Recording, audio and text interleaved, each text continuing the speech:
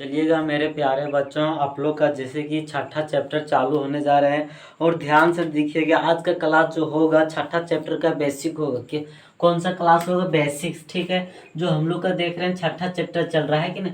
तो छठा चैप्टर में हम लोग देख रहे हैं कि त्रिभुज है। तो त्रिभुज का आज हम बेसिक क्लास आप लोग का लेंगे, बहुत डिटेल से लेंगे और ध्यान से देखिएगा। और यदि बेसिक आप पढ़ लिए हैं तो बिल्कुल आप लोग का घबराने का बात नहीं है। चालू करने जा रहे हैं, ठीक है। छठा चैप्टर का बेसिक है कि नहीं। तो सबसे पहले देखते हैं त्रिभुज होता है क्या। यानी कि त्रिभुज मतलब क्या होता है, समझ आइए। यानी कि तीन भुजा क्या होता है।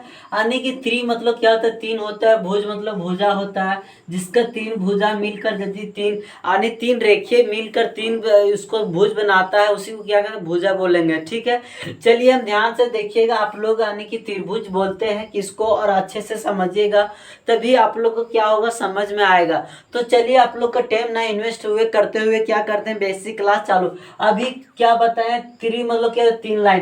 यानी कि तीन लाइन देखिए, एक लाइन हो गया, दो लाइन हो गया, ठीक है, और एक तीसरा लाइन। जो तीसरा लाइन यानी तीन लाइन मिलकर किसी तीन कोण या तीन क्या बोलते हैं, तीन साइड एंगल जब बनाएगा तो इसी को क्या बोलते हैं, त्रिभुज। क्या बोलते हैं, त्रिभुज। तो यहाँ पर देख रहे हैं तीन लाइन जोड़ रहे, एक दो तीन, तीन लाइन जोड़कर त्रिभुज बन गया कि नहीं। यानी तीन कोना दिखाई देगा, उसी को क्या मानेंगे, त्रिभुज मानेंगे। क्या मानेंगे, त्रिभुज। जैसे कि इसका नाम देते हैं ये, और इसका नाम देते हैं बी, इसका नाम क्या दिए, सी।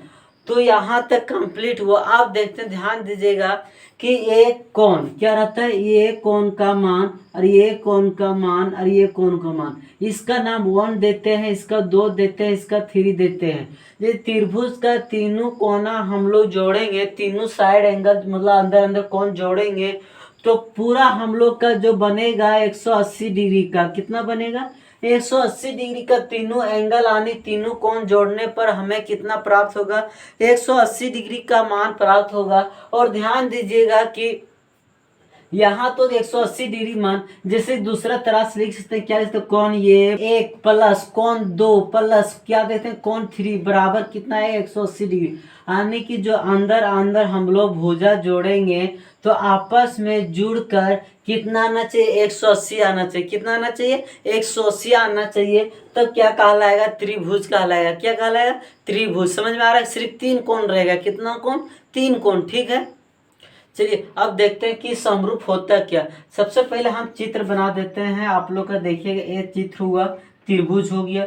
दूसरा फिर ले रहे हैं, यानी बड़ा सा ले रहे हैं। तो आप लोग का देख रहे हैं कि एक छोटा ले एक बड़ा ले, यदि इसका सभी एंगल 60-60 दिया होगा, ठीक है, तो आपस में अंदर वाला जोड़ने पर कितना आएगा, 180 आएगा कि नहीं।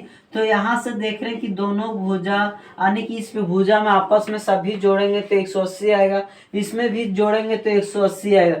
तो यहाँ देख रहे हैं छोटा है, ये बड़ा है, तो यानी कि क्या देख रहे हैं, छोटा बड़ा, लेकिन क्या कहलाएगा, ये समरूप कहलाएगा। क्या कहलाएगा, तो समरूप का इंडिकेट जो हम लोग इशारा करेंगे ऐसे लाइन खींच कर, इसका मतलब ये होता है कि दोनों समरूप है। क्या समरूप है।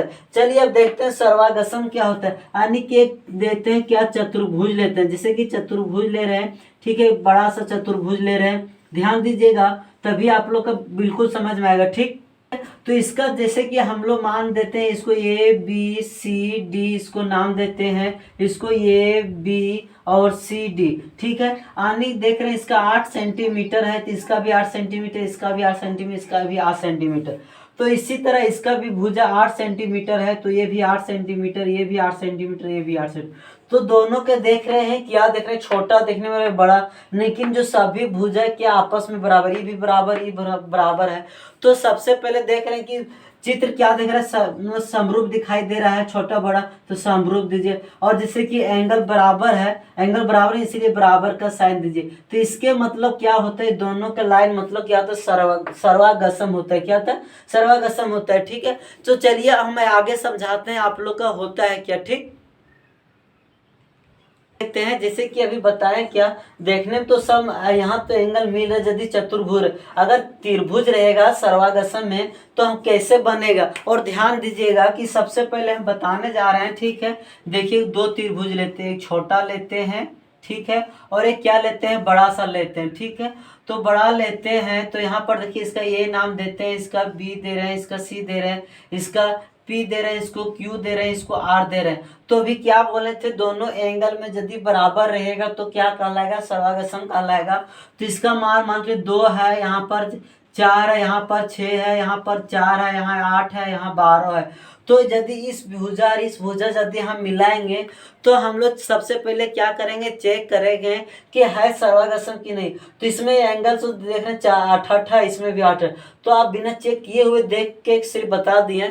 तो इसमें देख रहे हैं 2 4 6 है, इसमें 4 8 12। तो देख अंक में भले अंतर लग रहा है, लेकिन हम लोग चेक करेंगे है कि नहीं। तो चेक कैसे करेंगे, ध्यान दीजिएगा कि पहले ए बी एंगल लेते हैं। क्या लेते हैं, ए बी ले रहे हैं, ध्यान दीजिएगा। इस साइड एंगल नहीं तो इसको भी साइड एंगल लीजिएगा। तो पी क्यू लेंगे, क्या लेंगे, बट्टे पी क्यू लेंगे। अब चलिए इसका मान कितना दिया है, 2, इसका मान ए बी का तो 2 लिख दिए। अब पी क्यू का मान कितना, 4 है। तब काटेंगे कितना, 1/2 आ गया। ठीक है, यहाँ तक कंप्लीट हुआ। और नेक्स्ट देखते हैं ये सी लेते हैं। तो ये सी लिए, अब ये पी आर लेंगे, क्या लेंगे, पी आर लेंगे। तो ध्यान दीजिएगा यहाँ 4 है, यहाँ 8 है। तो ये सी 4 है और पी आर कितना, 8 है। काटेंगे कितना आ रहा है, 1/2 आ रहा है। तो यहाँ पर मैच कर गया। अब देख रहे हैं, अब ये लेते हैं बी सी लेते हैं, क्या लेते हैं, बी सी बटे क्या लेते हैं, क्यू आर। तो क्यू आर ले रहे हैं, ध्यान दीजिए। बी सी मेरा कितना 6 है और यहाँ क्यू आर कितना 12। काटेंगे कितना आएगा, ठीक है, 1/2 आएगा। तो यहाँ से देख रहे हैं तीनों जो मेरा मान निकला, तो एक 1/2 है, 1/2। तो सभी के देख रहे हैं यहाँ की 1/2 है। तो इससे आप नजर में क्या आ रहा है कि सभी का मान जो एक बराबर आ गया, तो क्या कहलाएगा, सर्वागसम कहलाएगा। कैसे कहलाएगा, समझ में आ रहा है कि नहीं। अब बिल्कुल आप लोग का समझ में आता। चलिए यहाँ तो बेसिक हो गया। अब देखते हैं क्या होता है कि ध्यान दीजिएगा।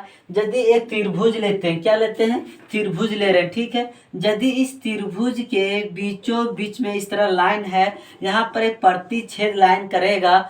तो यहाँ से देख रहे हैं, इसका ये नाम देते हैं, इसको बी नाम देते हैं, इसको सी देते हैं, इसको पी देते हैं, इसको क्यू दे रहे हैं। तो यहाँ तक देख रहे हैं जो इसको पैरेलल यानी जो काट रहा है, तो आपको ये कैसे, तो बी सी समान, इसको बी सी लिख सकते हैं। समांतर क्या, पी क्यू है, क्या पी क्यू। जैसे कि समांतर मतलब जो ए लाइन का लंबाई है, ये लाइन का दोनों सेम है, इसीलिए समांतर इसको बोलते हैं, ठीक है। यहाँ तक क्लियर हुआ बेसिक क्लास में। तो हम लोग क्या करते हैं, अब आगे बढ़ते हैं और ध्यान दीजिएगा, ठीक है। ध्यान देने वाली बात क्या है, यही बात है अभी जैसे बताने जा रहे हैं, ठीक। तो चलिए हम बताते हैं कि जो सर्वागसम होगा क्या होगा, क्या होगा, एक जैसा होगा, क्या होगा, एक जैसा होगा। और मानी कि एक ही होगा, क्या होगा, एक ही मतलब कि एक ही जैसा।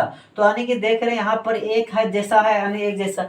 तो भले बड़ा छोटा देखने में नंबर में क्या है, एक ही जैसा मिल रहा है, इसमें भी एक जैसा। तो क्या कहलाएगा, सर्वागसम मतलब एक जैसा हो, इसमें क्या हो, छोटा बड़ा आकृति हो, ठीक है। लेकिन अंदर कौन क्या हो, एक जैसा हो। तो क्या कहलाएगा, समरूप कहलाएगा। क्या कहलाएगा, समरूप कहलाएगा, ठीक है। चलिए यहाँ तक क्लियर हुआ। तो हम क्या करते हैं, यही कि आप लोग आपका जो चैप्टर है, छठा चैप्टर का बेसिक क्लास इन होता है। चलिए अब इससे हम क्या करेंगे, अगला एक्सरसाइज में जैसे कि प्रश्न वाली 6.1 में देखेंगे, ठीक है। चलिए यही इंड करते हैं, ठीक है।